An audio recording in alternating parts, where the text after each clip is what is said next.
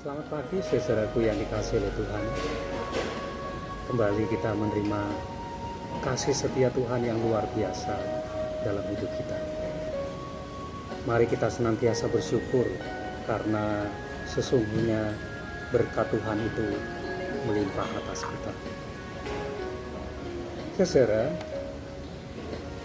seandainya ada orang berkata, "Oh, orang ini adalah orang yang punya.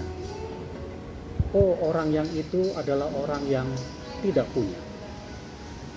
Biasanya apa yang menjadi ukurannya? Kalau kita mengatakan orang tertentu adalah orang yang punya, sedangkan orang yang lain adalah orang yang tidak punya. Secara biasanya yang menjadi ukuran adalah apakah orang itu punya uang, punya harta, atau tidak.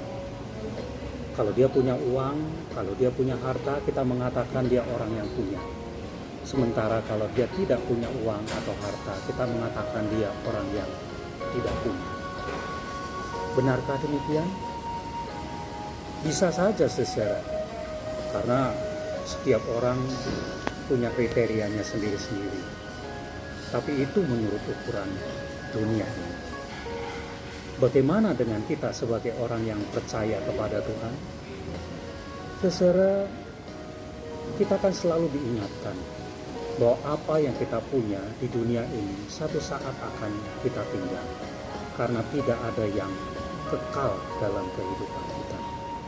Nah, kalau kita punya segala sesuatu dalam dunia ini, lalu kemudian satu saat kita akan tinggalkan semuanya itu, untuk apa? Untuk apa? Lebih baik kita punya yang kekal, dan yang kekal itu adalah Tuhan. Saudara, firman Tuhan yang tertulis dalam 2 Korintus pasal 9 ayat yang ke-8 mengatakan, Allah sanggup untuk melimpahkan kasih karunia-Nya kepada kamu, supaya kamu senantiasa berkecukupan di dalam segala sesuatu, malah berkelebihan di dalam berbagai kebajikan. Saudara, Tuhan sanggup untuk memberikan segala sesuatu, bukan masalah yang jasmani, tapi khususnya yang rohani, sehingga kita adalah orang yang sesungguhnya orang yang punya, dan yang kita punya adalah iman, keselamatan yang dari Tuhan. Nah, kalau kita punya itu, tidak apa-apa kita tidak punya sesuatu di dunia ini, asal kita punya Tuhan. Karena firman Tuhan mengatakan itu sudah cukup bagi kita. Yang penting adalah kita adalah orang-orang yang senantiasa percaya, senantiasa beriman kepada Tuhan. Dan walaupun kita tidak punya apa-apa di dunia ini, itu sudah cukup.